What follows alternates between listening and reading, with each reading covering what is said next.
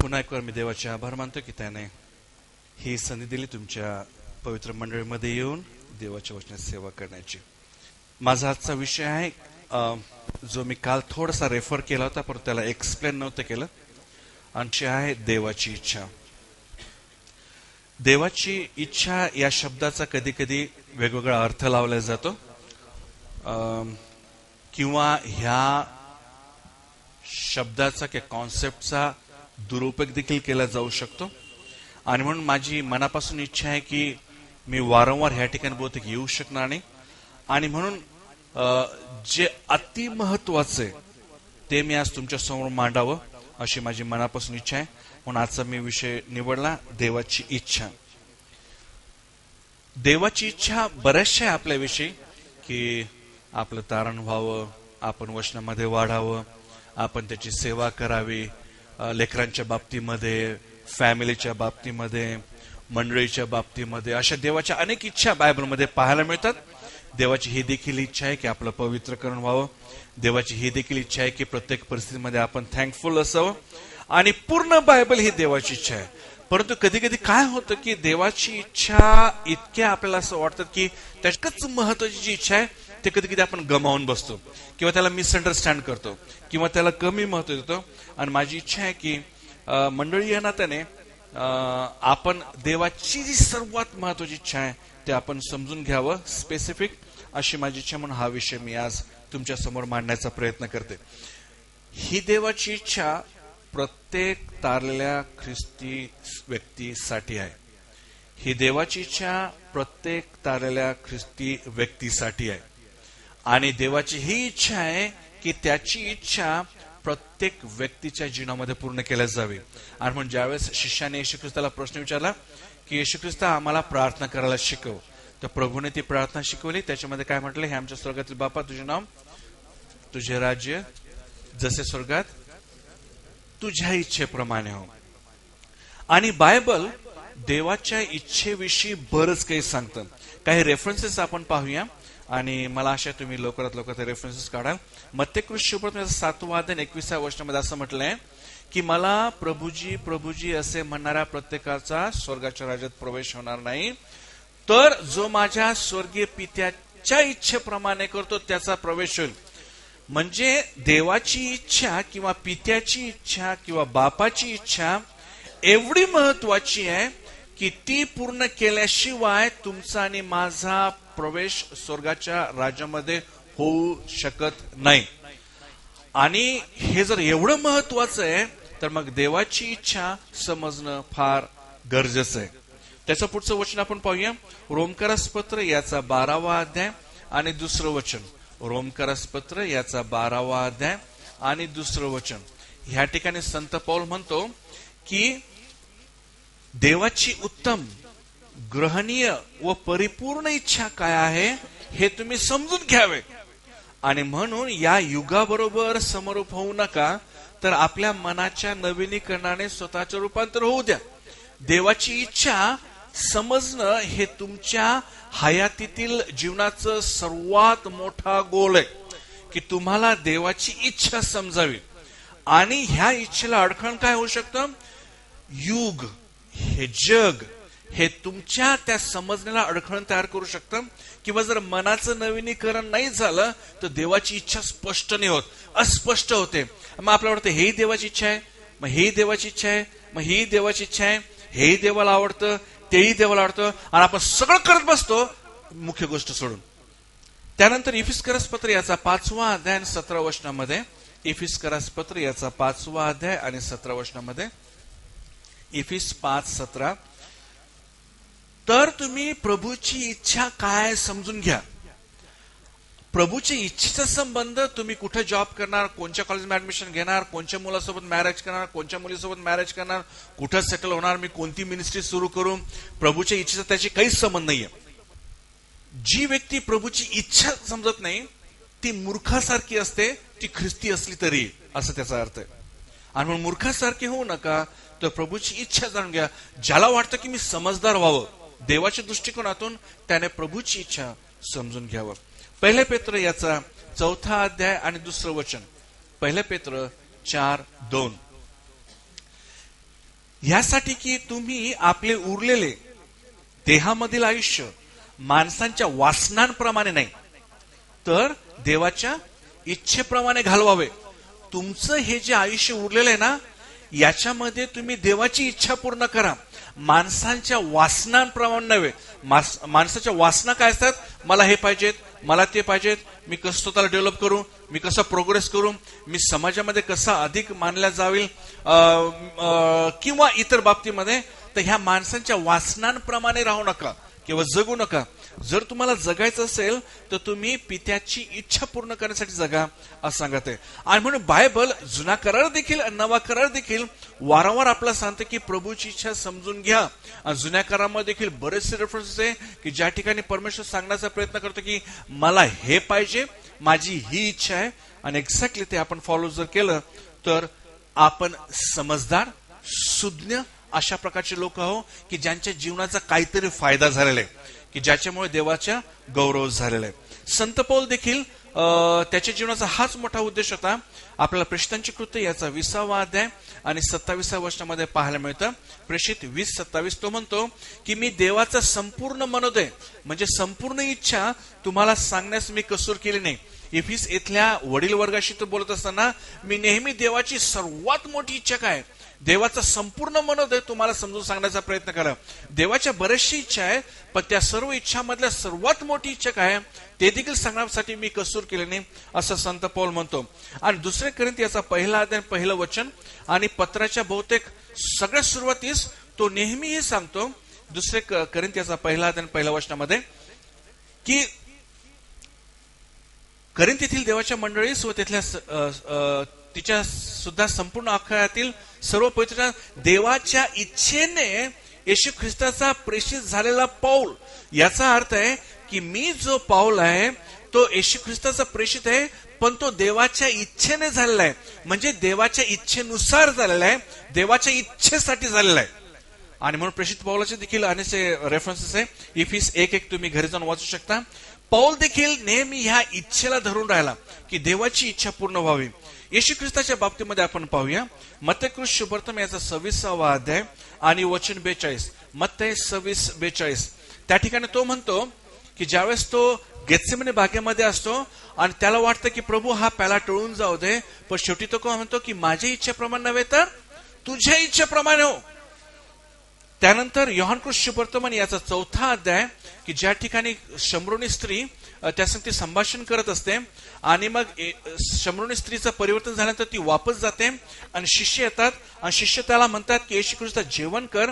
त्यावेळेस तो 4था अध्यायाच्या 34व्या वचनामध्ये तो काय म्हणतो तिथं म्हटलंय की तो म्हणतो की येशू त्यांना मला ज्याने मला पाठविले त्याच्या इच्छेप्रमाणे करावे व त्याचे कार्य सिद्धीच नावे, हेच माझं अन्न आहे, माझं अन्न दुसरं तिसरं काय नाहीये. ज्याने मला पाठविले त्याची ती इच्छा पूर्ण करायची आणि त्याचंच ते काम करायचं.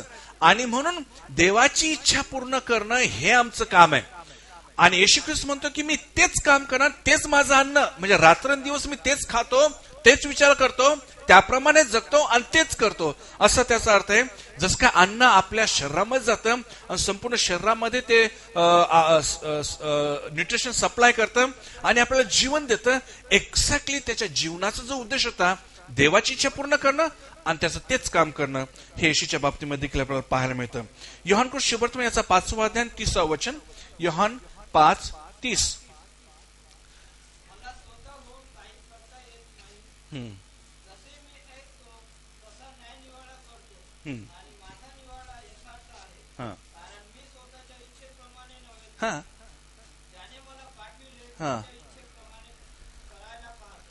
येशू ख्रिस्त म्हणतो मी माझ्या मनचं काही करत नाही. आता येशू ख्रिस्त स्वतः देव असून तो पित्याचा एवढा आदर करतो की तो माझ्या मनात काही करत नाही. माझा पिता मला जे सांगेल, ज्या उद्देशासाठी त्याने मला ह्या जगामध्ये तेच मी करणार, असं तो ह्या ठिकाणी म्हणतो. आणि वचन 38 देखील ह्या ठिकाणी म्हटलंय आणि त्याचे वचन तुम्ही आपणामध्ये दृढ राखले नाही, कारण ज्याला त्याने पाठविले त्याचे तुम्ही खरे मानित नाही. क्षमा करा, 6वा अध्याय 38वा वचन. क्षमा करा, 6वा अध्याय 38वा वचन. त्याच्यामध्ये असं म्हटलंय की कारण मी स्वतःच्या इच्छेप्रमाणे नव्हे तर ज्याने मला पाठवले त्याच्या इच्छेप्रमाणे करावे म्हणून स्वर्गातून उतरलो. तर तुम्ही कल्पना करू शकता की संत पौलाच्या बाबतीमध्ये आणि येशू ख्रिस्ताच्या बाबतीमध्ये जीवनामध्ये देवाची इच्छा हा सर्वात मोठा टार्गेट होता. देवाची इच्छा हाच गोल होता. देवाची इच्छा हाच उद्देश होता, दुसरं काहीच नाही. आणि तो म्हणतो मी या जगामध्ये तेच करायला आलो, बाकी काहीच करायला आलो नाही. आणि ते केलं म्हणजे त्याने काय केलं याचं उत्तर आपल्याला गलतीकरस पत्र याचा पहिला अध्याय आणि 4थ्या वचनामध्ये संत पौल त्याच्यावरती प्रकाश टाकतो. गलतीकरस पत्र याचा पहिला अध्याय आणि 4थं वचनामध्ये संत पौल ह्या ठिकाणी तो प्रकाश टाकतो. तो म्हणतो की आपल्या देवपित्याच्या इच्छेप्रमाणे आपल्याला सांप्रतच्या दुष्ट योगापासून सोडवावे म्हणून प्रभू येशू ख्रिस्ताने तुमच्या आणि आमच्या पापाबद्दल स्वतःला दिले. ती इच्छा आहे. प्रभूची इच्छा येशू ख्रिस्तासाठी ही होती की त्यांना क्रुसावरती मरावं. आणि त्याच इच्छेचा दुसरा भाग आता आपल्यावरती सोपलेला आहे की आता ती इच्छा आपण कशी पूर्ण करावी. आणि म्हणून ज्यावेळेस आपण ही सर्व वचनं वाचलं की देवाची इच्छा एवढी महत्वाची आहे की त्याच्याशिवाय आपण स्वर्गाच्या राज्यामध्ये जाऊ शकत नाही. देवाची इच्छा एवढी महत्वाची आहे की प्रभूने त्याने शिकलेल्या प्रार्थनेमध्ये त्याला इन्क्लूड केलेलं आहे. देवाची इच्छा इतकी महत्वाची आहे की आपण युगाबरोबर समरूप होऊ नये. देवाची इच्छा इतकी महत्वाची आहे की जर आपण ती समजलं नाही तर मूर्ख ठरू शकतो. म्हणून मूर्खासारखे होऊ नका, तर त्याची इच्छा समजून घ्या. इथपर्यंत बायबल आपल्याला शिकवित आहे. मग संत पौल देखील म्हणतो की देवाच्या इच्छेप्रमाणे प्रेषित झालेला, देवाच्या इच्छेसाठी प्रेषित झालेला. येशू ख्रिस्त म्हणतो मी दुसरं काहीच करत नाही, पित्याची इच्छेप्रमाणे करतो. जर पित्याची इच्छा इतकी महत्वाची आहे मग पित्याची इच्छा म्हणतात कशाला, आहे काय, याचं उत्तर बायबलच देईल, याचं उत्तर देवच देईल. जर देव म्हणतो की माझ्या इच्छेप्रमाणे करा तर देव असं म्हणत नाही की मी गुपित ठेवतो आणि तुम्ही शोधण्याचा तसं नाही. देवाने बायबलमध्ये स्पष्टपणे सांगितलंय की त्याची इच्छा काय आणि त्याची रेफरन्सेस आपण पाहण्याचा प्रयत्न करूया. मत्तेकृत शुभवर्तमान याचा 18वा अध्याय आणि 14 वचन. मत्तेकृत शुभवर्तमान याचा 18वा अध्याय आणि 14 वचन.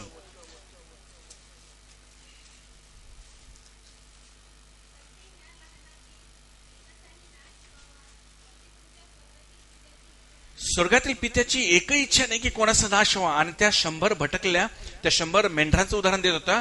आणि एक देखील भटकला आणि त्याचा देखील नाश होऊ नये, लहानातील एकाचाही नाश होऊ नये अशी पित्याची इच्छा आहे. आणि म्हणून पित्याची इच्छा काय, देवाची इच्छा काय, हा कॉन्सेप्ट स्पष्ट होणं फार आवश्यक आहे. कारण चुकीचे शिक्षण बऱ्याचदा दिलं जातं की देवाची तुमच्या जीवनाविषयी ही इच्छा आहे, देवाची तुमच्या जीवनाविषयी ही इच्छा आहे, देवाची इच्छा आहे की तुमच्यासाठी हे करावं, देवाची इच्छा तुमच्यासाठी ते करावं. आणि त्याच्यामुळे आपण कन्फ्युज होऊ शकतो, गोंधळून जाऊ शकतो, मिसअंडरस्टँड करू शकतो. म्हणून माझा हा आजचा प्रयत्न आहे की देवाची इच्छा शब्द आला की तुमच्या डोक्यामध्ये प्रकाश पडला पाहिजे की देवाची इच्छा म्हणतात कशाला. आणि ती सुरुवात झालेली आहे की देवाची इच्छा म्हणजे काय.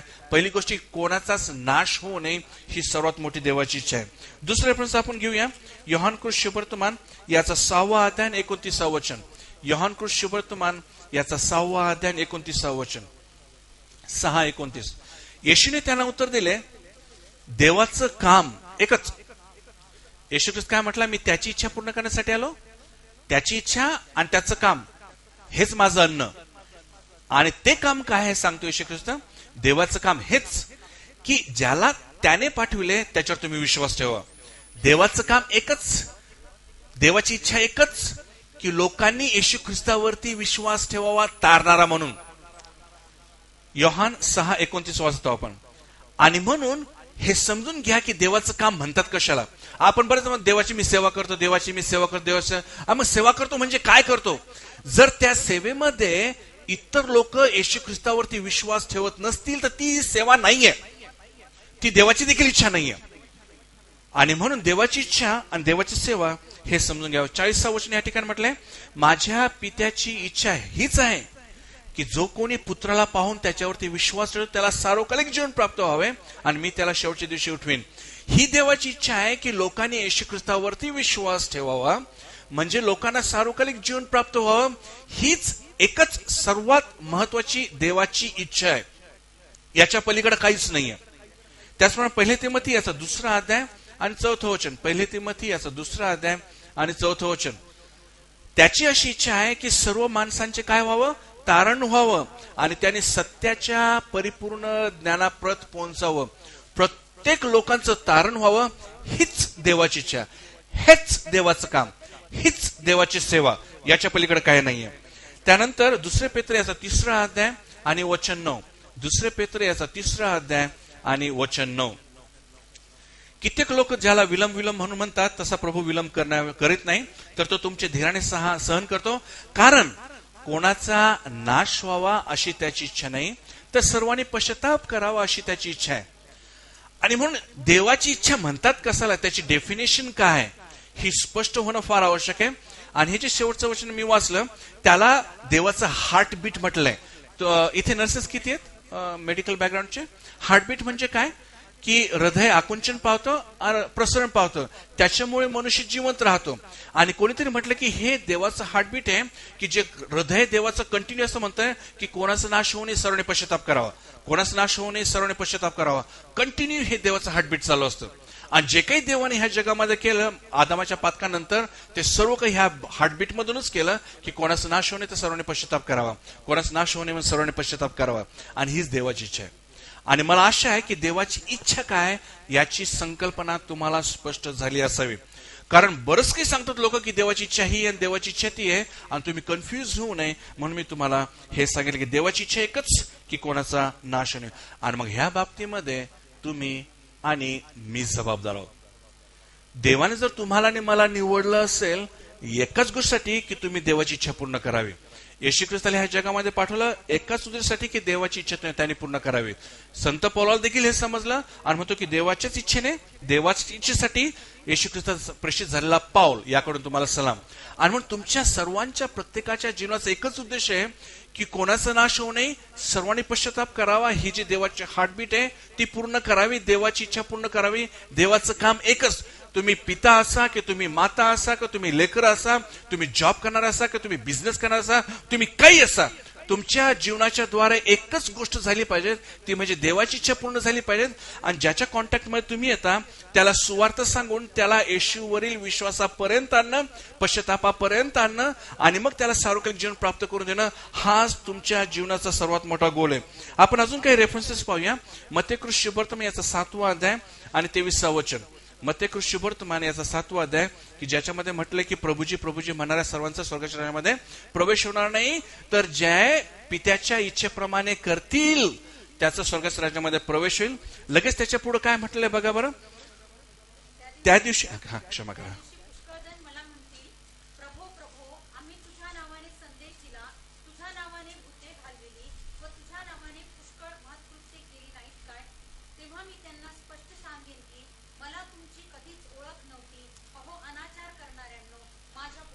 आता हे ते लोक आहेत की जे देवाची सेवा करणार आहेत, देवाचे संदेश सांगणारे आमच्यासारखे लोक आहेत, भूत काढणारे, ज्यांना अलग अलग दान प्राप्त झालेले.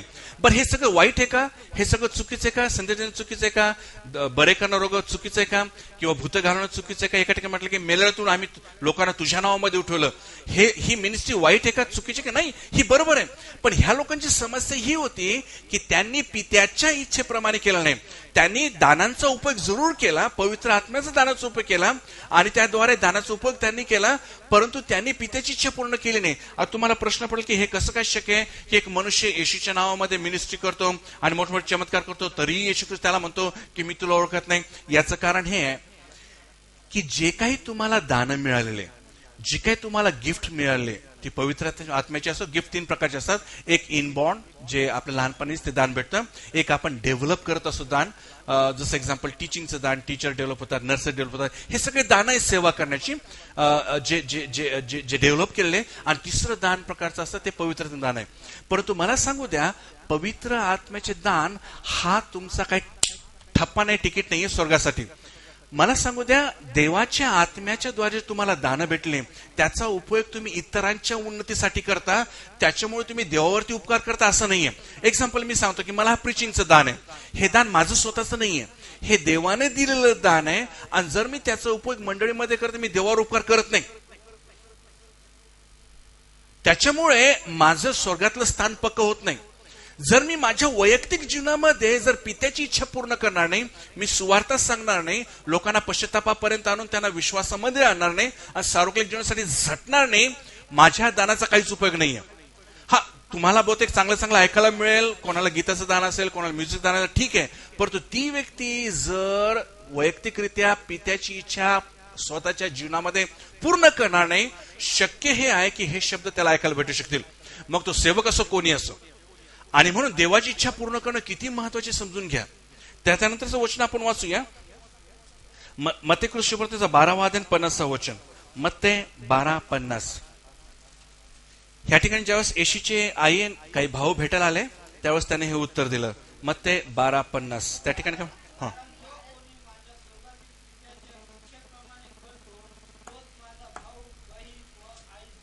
ज्यावेळेस येशू ख्रिस्त सेवा करत असताना येशूची आई मरिया आणि भाऊ आणि बहीण भेटायला आले, तर लोक म्हणाले तुमची आई आणि तुमचे बहीण भाऊ भेटायला आले. म्हटलं ओ, कोण माझ्या भाऊ, कोण माझी आई, कोण माझी बहीण? ते काही नाहीये. जो व्यक्ती माझ्या पित्याच्या इच्छेप्रमाणे करतो, म्हणजे सुवार्थ सांगतो, विश्वासामध्ये आणतो, सार्वजनिक जीवनासाठी झटतो, तोच माझा भाऊ, तीच माझी बहीण आणि तीच तुम्हाला किती स्पष्ट वचन आहे या ठिकाणी. आपण त्याच वेळेस येशू ख्रिस्ताच्या फॅमिली मधले होऊ शकतो ज्यावेळेस आपण पित्याच्या इच्छेप्रमाणे करू. जर नाही करू, we do not belong to his family. आपण त्याच्या कुटुंबाचा अंग होऊ शकत नाही. जर तुम्हाला वाटत असेल की मी येशूच्या कुटुंबाचा अंग व्हावं, तर तुम्हाला आणि मला पित्याच्या इच्छेप्रमाणे करणं फार आवश्यक आहे. कलसेकरस पत्र याचा 4था अध्याय आणि 12 वचन. कलसेकरस पत्र याचा 4था अध्याय आणि 12 वचन. कलसे 4:12.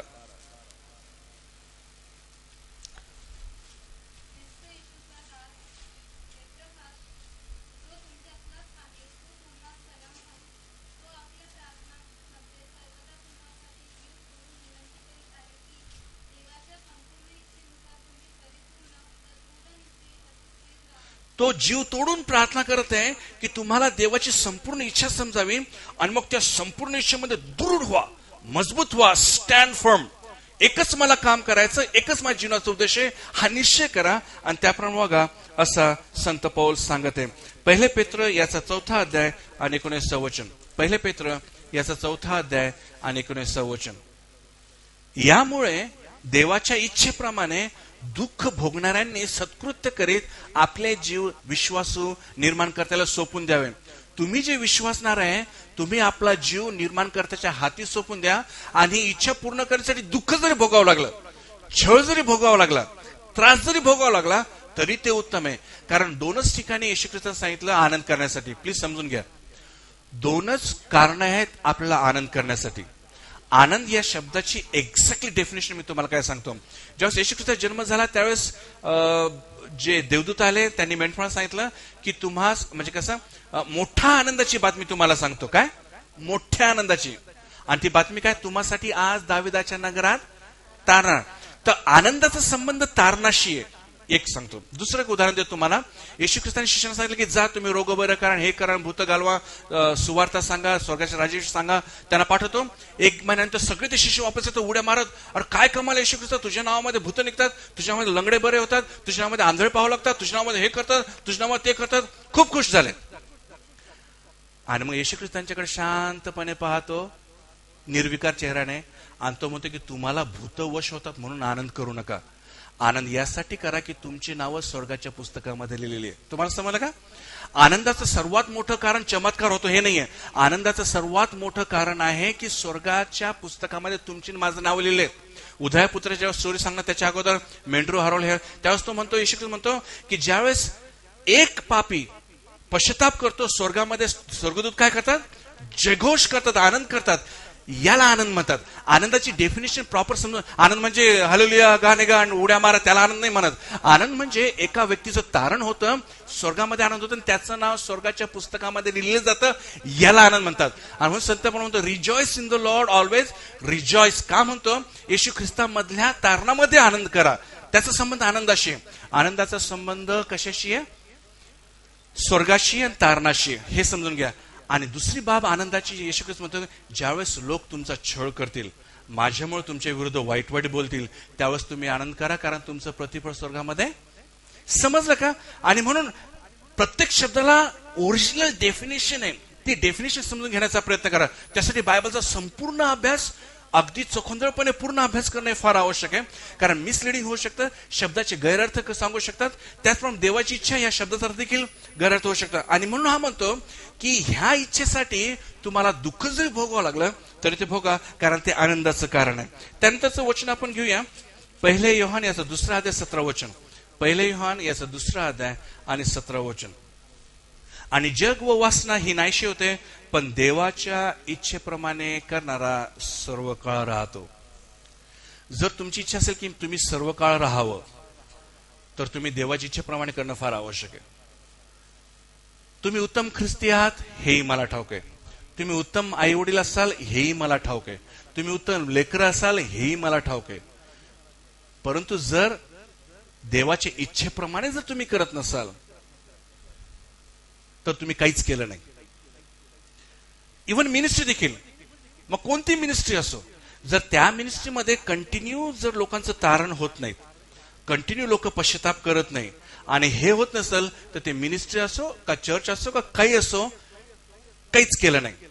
तुम्ही जगामध्ये सगळं केलं, लेकरांची खूप चांगली काळजी घेतली, खूप आधार लेकर झाले, खूप वाईट सवयीपासून दूर राहिले, आणि तुम्ही खूप चांगले मित्र होते, तुम्ही खूप चांगले लोक होता, तुम्ही सगळं काही चांगलं केलं, खूप छान बिझनेस केला, खूप कमाई केली, पण जर तुम्ही देवाची इच्छा पूर्ण केली नाही, तुम्ही काहीच केलं नाही. आणि मग ते शब्द येशू बहुतेक तुम्हाला आणि मला ऐकावं लागले की मला तुमची कधीच ओळख नव्हती, कधीच ओळख म्हणजे मी ओळखतच नव्हतो तुला. Who are you? I don't no.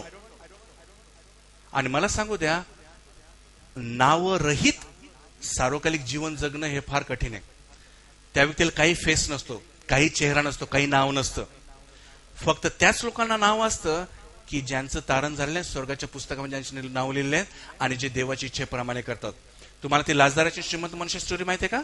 लाजदाराचं नाव लिहिलेलं आहे, श्रीमंत मनुष्य नाव कुठेच लिहिलं नाही. कारण नरकामध्ये you go as a nameless person and as a faceless person.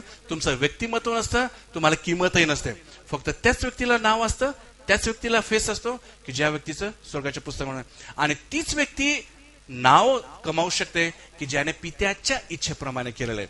आणि म्हणून इथून पुढे जर तुम्हाला कोणी सांगितलं की देवाची इच्छा ही आहे आणि देवाची इच्छा ती आहे, आणि जर त्याने हे नाही सांगितलं की देवाची इच्छा ही आहे की प्रत्येकाला सुवार्थ सांगून, इतरांना सुवार्थ सांगून त्याला पश्चातापापर्यंत आणणं, येशूवरती विश्वास ठेवणं, म्हणजे त्याला सार्वकालिक जीवन प्राप्त व्हावं, ही जर डेफिनेशन नाही सांगितली तर त्याची डेफिनेशन चुकली असं तुम्ही निश्चित समजावं. आणि म्हणून तुमच्या वैयक्तिक जीवनामध्ये प्लीज आणि प्लीज आणि प्लीज, हे तुमचं जीवनाचं गोल आहे, हे देवाने लावून दिलेलं आहे. येशू ख्रिस्ताने ते फुलफिल केलं, संत पौलाने ते फुलफिल केलं, आणि बापाने सगळं काही केलं तुमच्या तारणासाठी, पुत्राने सगळं काही केलं तुमच्या तारणासाठी. पुत्राने आता सिंपल एक स्टोरी सांगतो मी तुम्हाला, किंवा कॉमन सेन्सची गोष्ट आहे. आपण आताच वाचले की पित्याची इच्छा आहे की कोणाचा नाश होणे, बरोबर आहे? पुत्राने तेच केलं, क्रुसावरती प्राण दिला आणि कोणाचा नाश होऊ नये म्हणून बलिदान दिलं, बरोबर आहे? त्याने पित्याची इच्छा. मग मला सांगा की पित्याची इच्छा आहे की कोणाचा नाश होऊ नये, पुत्राची इच्छा आहे कोणाचा नाश होऊ नये, तर पवित्र आत्म्याची इच्छा काय वेगळी राहील का हो? कॉमन सेन्सची गोष्ट आहे. पवित्र आत्म्याची देखील तीच इच्छा आहे की जी पित्याची इच्छा आहे, आणि जे कार्य येशू ख्रिस्ताने पूर्ण केलं. पवित्र आत्मा तेच कार्य आहे की कोणाचा नाश होऊ नये तर सर्वांनी पश्चाताप करावा. कारण पिता पुत्र पवित्र आत्मा एकच आहे, तिघांचे विचार एकच आहे. आणि म्हणून प्लीज चुकीच्या शिक्षणाला बळी पडू नका की पवित्र आत्म्याची आपल्याविषयी ही इच्छा आहे, पवित्र आपल्याविषयी ती इच्छा आहे. पवित्र आत्म्याची इच्छा एकच, कोणाचा नाश होणे, सर्वांनी पश्चाताप करावा. आणि मला सांगू द्या, ज्यावेळेस आपण सुवार्ता सांगतो आणि लोक पश्चाताप करायला लागतात, हे कोणाचं काम आहे? पवित्र आत्म्याचं कार्य आहे. पवित्र आत्मा त्याला टोचणी देतो, त्याच्या सत्सव बुद्धीशी बोलतो आणि त्याला पश्चातापापर्यंत आणतो. पवित्र आत्म्याचं कार्य हे, पवित्र आत्म्याचं कार्य एकच की लोकांनी पश्चाताप करावा. बरं, पवित्र आत्म्या दानाविषयी म्हणतो, पवित्र आत्म्याच्या दानाचा एकच उद्देश आहे, कोणाचा नाश होणे तर सर्वांनी पश्चाताप करावा, दुसरा कोणताच उद्देश नाहीये. आणि जर कोणी मला म्हणाल की मला पवित्र दान आहे, त्याला सर्वात पहिला मी प्रश्न विचारतो, किती जणांचं तारण झालं? तुझ्या आत्म्याच्या दानाद्वारे किती जणांचं तारण झालं? आणि जर तो नाही म्हटला तर मी विश्वास ठेवत नाही की त्याला पवित्र दान आहे म्हणून. कारण बाप रात्रंदिवस झटत आहे लोकांच्या तारणासाठी. येशू ख्रिस्ताने स्वतःचा प्राण देऊन टाकला लोकांच्या तारणासाठी. रात्रंदिवस पवित्र आत्मा सर्व जगभर कार्य करते लोकांच्या हृदयाची पकड घेण्यासाठी. बाप पुत्र पवित्र तिघही खटपट करत आहे, रात्रंदिवस झटत आहे लोकांच्या तारणासाठी. आणि ही सेवा मग देवाने तुम्हाला आणि मला दिलेली आहे की आपण देखील आपल्या जीवनामध्ये देवाची सेवा करावी. आणि जे पिता पुत्र पवित्र रात्रंदिवस झटत आहे त्याच्या त्या कार्यामध्ये, कामामध्ये आपण सहभागी व्हावं आणि देवाला याच्यात निश्चितच आनंद वाटेल. आणि म्हणून बायबलला संपूर्णपणे समजून घेण्याचा प्रयत्न करा. सर्वात महत्वाचं काय, त्याची पकड धरा, तुम्ही कधीच भटकणार नाही. सेवा एकच. मत्ते 12:30 मध्ये सांगितल्याप्रमाणे, मत्ते 12:30 मध्ये,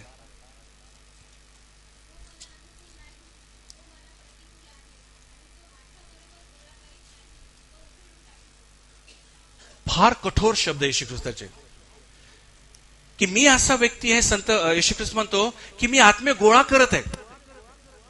येशू ख्रिस्त काय करत आहे? आत्मे गोळा करत आहे. बरं, एक्झाम्पल, ह्या ठिकाणी समजा काही दाणे आणले, संध्याताईकडून दाणे सांडले, ठीक आहे. जर आम्ही संध्याताईवरती प्रीती करतो तर आम्ही तिला मदत करू ना दाणे उचलण्यासाठी, बरोबर आहे का नाही? 3 प्रकारचे मी रिॲक्शन देऊ शकतो. 1, संध्याताईला मदत करू शकतो. 2, पुन्हा दाणे उधळू शकतो किंवा अजून तिला कठीण जाईल, विरोध करू शकतो. आणि 3री माझी रिॲक्शन राहील की मी गोळाही करत नाही आणि मी पसरून देत नाही. मी न्यूट्रल आहे. परंतु मला सांगू का, न्यूट्रल पोझिशन देखील हे पसरून सारखण्यासारखी आहे. तुम्हाला समजलं का? There is no third position. Third response नाहीच जगामध्ये. Either you are with her or you are against her. त्याचा अर्थ तो आहे. एक्झॅक्टली त्याप्रमाणे जर तुम्ही येशू ख्रिस्तासोबत आत्मे गोळा करत नाही तर तुम्ही एक्झॅक्टली त्याच्या विरोधात आहात. तुम्ही असं म्हणा, नाही आम्ही आत्मे पण गोळा करत नाही आणि आत्म्याचं नुकसान पण करत नाही, नाश पण करत नाही, आम्ही न्यूट्रल आहोत. हे न्यूट्रल देखील आत्म्याचे नाश करण्याच्या कॅटेगरीमध्ये येतं. जसं उदाहरण तुम्हाला सांगतो की तुम्ही थंडही नाही, तुम्ही गरम नाही, तुम्ही कसे आहात? कोमट आहात. मग परमेश्वर काय म्हणतो, मी तुम्हाला ओकून टाकेन. कोमटपणा देखील हा निगेटिव्ह मध्ये येतो. न्यूट्रल पोझिशन देखील निगेटिव्ह आहे. आणि म्हणून मला सांगू द्या, फार स्ट्रिक्ट वचन आहे, जर तुम्ही येशू ख्रिस्तासोबत गोळा करत नाही ना, तुम्ही एक्झॅक्टली येशू ख्रिस्ता विरोधात उभा आहात. आणि पोझिशन चांगली नाही. देवाच्या विरोधात उभं राहू नका. निष्क्रिय बनून, पॅसिव्ह बनून देवाच्या विरोधात उभं राहा, ते चांगलं नाहीये. म्हणून ऍक्टिव्ह बना, बाहेर पडा आणि देवाची इच्छा हीच करा की लोकांना सुवार्थ सांगून त्यांना ख्रिस्तापर्यंत आणणं. आणि देवाचं काम एकच. येशू ख्रिस्त म्हणतो देवाचं काम करायचं का? एकच काम आहे की ज्याला त्याने पाठवले त्याच्यावर लोकांनी विश्वास ठेवावा. हेच देवाचं काम, हीच देवाची मिनिस्ट्री, यालाच देवाची सेवा मध्ये, याच्या पलीकडे नाहीये. आणि तुम्ही सगळं काही केलं मिनिस्ट्रीमध्ये आणि जर हे नाही केलं, काहीच नाही केलं, आणि तुम्ही एक्झॅक्टली देवाच्या विरोधात उभा आहात. आता मला माहित नाही तुमच्या मधील किती लोकांना लोकांच्या तारणासाठी कळकळ आहे किंवा आत्मे गोळा करण्याची कळकळ आहे. जर नसेल, जरी तुम्ही ख्रिस्ती असाल आणि खूप चांगले ख्रिस्ती असाल, तुम्ही देवाच्या विरोधात उभा आहात. आणि हे डेंजर आहे तुमच्यासाठी, हे चांगलं नाहीये. म्हणजे याचा अर्थ देव तुमच्यावर जबरदस्ती करतो का? नाही. ही किती आनंदाची बाब आहे की तुम्ही देवाच्या कार्यामध्ये सहभागी होऊ शकता. ही किती सौभाग्याची बाब आहे तुमच्यासाठी, माझ्यासाठी, की मी देवाच्या कार्यामध्ये सहभागी होऊ शकतो. जरा संध्याताईने जर एखाद्या मुलीला म्हटलं, अरे बेटा मला चपात्या टाकण्यासाठी मदत कर, ती धावत जाईल. समजलं का? मी का तिला आनंद वाटेल की मी पाळकाच्या किचन मध्ये मदत करते पास्टरला. ही आनंद एक्झॅक्टली त्याप्रमाणे आपला आनंद वाटला पाहिजे. मी देवाच्या सेवेमध्ये मदत करत आहे. आणि आनंदाची सौभाग्याची बाब आहे की देव तुम्हाला मला कॉल करतो, बोलावतो. आणि मला सांगू द्या, हे पाचारण पाळकांना यांना नाहीये. हे पाचारण प्रत्येक स्त्रीला आहे आणि प्रत्येक पुरुषाला आहे. आणि मला सांगू द्या, ज्यावेळेस तुम्ही देवासमोर उभं राहाल ना, त्यावेळेस तुमचं काही सबब नसतं. नाही आम्हाला सांगितलं नाही, आम्हाला माहित नव्हतं, हे काही चालणार नाही. देवाने कॉमन सेन्स दिलेलं आहे, देवाने बायबल दिलेलं आहे, देवाने सेवक दिलेले की जे तुम्हाला शिकवतात. आणि मग तुमच्याजवळ माझं काहीच सबब राहणार नाही. आणि म्हणून प्लीज, देवाची इच्छा आहे, ती इच्छा समजून घ्या, ती इच्छा पूर्ण करा. म्हणजे ज्यावेळेस तुम्ही देवासमोर राहाल त्यावेळेस तो म्हणाल की भल्या व विश्वासदासा माझ्या राज्यामध्ये तू येऊ शकतो. आणि म्हणून देवाची इच्छा म्हणतात कशाला, हा कॉन्सेप्ट क्लिअर समजून घ्या. देवाची इच्छा एकच, कोणाच नाश होणे, सर्वांनी पश्चाताप करावा. पिता रात्रंदिवस झटत आहे, बाप पुत्राने ते कार्य केलेलं आहे, पवित्र आत्मा रात्रंदिवस संपूर्ण जगामध्ये लोकांना पश्चातापावर आणण्यासाठी कडकडून प्रयत्न करत आहे. बायबल त्यासाठीच दिलेलं आहे, चर्च त्यासाठीच दिलेलं आहे. चर्च हे गाणे गाण्यासाठी नाही दिलेलं आहे. कृपा समजून घ्या. चर्च हे क्लासरूम आहे की ज्या ठिकाणी मंडळीला तयार केलं जातं आणि बाहेर पाठवलं जातं सुवार्थ सांगण्यासाठी. त्यासाठी चर्च दिलेलं आहे. देवाने तुम्हाला का तारलं? स्वर्गामध्ये घेऊन जाण्यासाठी? आजाव, त्यासाठी नाहीये. देवाने तुम्हाला आणि मला तारलं यासाठी की आपण त्याची इच्छा पूर्ण करावी म्हणून. तुम्हाला समजलं का? म्हणून तुमच्या जीवनाचा सर्वात मोठा उद्देश हा नसावा की पैसा किती कमवू, मी प्रमोशन किती वरती जाऊ. तुमच्या जीवनाचं एक, हे सगळं करा, मी त्याच्या अगेन्स्ट मध्ये नाहीये. मग ते हॉस्पिटल असो का मग ते तुम्ही स्कूलमध्ये काम करणार असा, हॉस्पिटलमध्ये काम करणार, जे काही असेल, पण तुमच्या वैयक्तिक जीवनाच्या द्वारे एकच गोष्ट पूर्ण व्हावी की जो कोणी तुमच्या कॉन्टॅक्टमध्ये येतो त्याला तुम्ही सुवार्ता सांगावी. तो विश्वास ठेवल ना ठेवल तो त्याचा प्रॉब्लेम आहे, पण तुम्ही देवाच्या इच्छेमध्ये कंटिन्यू सहभागी व्हा रोज, ही देवाची इच्छा आहे. आणि म्हणून देवाची इच्छेला समजून घेण्याचा प्रयत्न करा. आणि माझी इच्छा आहे की माझा विश्वास आहे की तुम्ही तुमच्या जीवनाचा गोल निश्चित करा. एक ठरवा मला हे करायचंय, आणि देवाची इच्छा आहे की तुम्ही हीच एक गोष्ट करावी. बाकी सर्व जबाबदार तुम्ही पार पाडा. जॉब करा, कष्ट करा, पैसे कमवा, लेकरासाठी, फॅमिलीसाठी, चांगली बाबी, याच्या विरोधात देव नाहीये. पण हे सगळं करत असताना मात्र तुमच्या जीवनाचा गोल तुम्ही विसरले पाहिजेत की पित्याची इच्छा तुमच्याद्वारे पूर्ण व्हावी. अन्यथा तुमच्या जीवनाला आणि मग तुमच्या मिनिस्टर देखील काही अर्थ राहणार नाही. आणि म्हणून व्यक्ती नात्याने आणि चर्चच्या नात्याने हा तुमचा नेहमी असावा. चुकीचे शिक्षण देणार खूप लोक आहेत. ते म्हणतात की देव तुम्हाला भरपूर देऊ इच्छितो, आणि मग कंटिन्यू मग देवापासून ते भरपुरीची अपेक्षा करतात. आणि यालाच प्रॉस्पेरिटी गॉस्पेल असं म्हणतात की देव मला हे देईल, देव मला ते देईल, देव मला ते देईल, देव मला ते देईल. अरे किती द्यायचं, सगळा पुत्र देऊन टाकला ना, अजून काय बाकी राहिलं. आणि चुकीचे शिक्षक तुम्हाला देव तुम्हाला खूप आशीर्वाद करू शकतो, देव तुमचा बिझनेस चालू शकतो, देव तुम्हाला खूप पैसा देऊ शकतो, देव तुम्हाला कार देऊ शकतो, देव तुम्हाला घर देऊ शकतो. ही चांगल्या गोष्टी देवाच्या विरोधात नाही, देव देईलही. पण हे सगळं करत असताना मात्र आपण हे विसरले पाहिजे की माझी काय जबाबदारी आहे.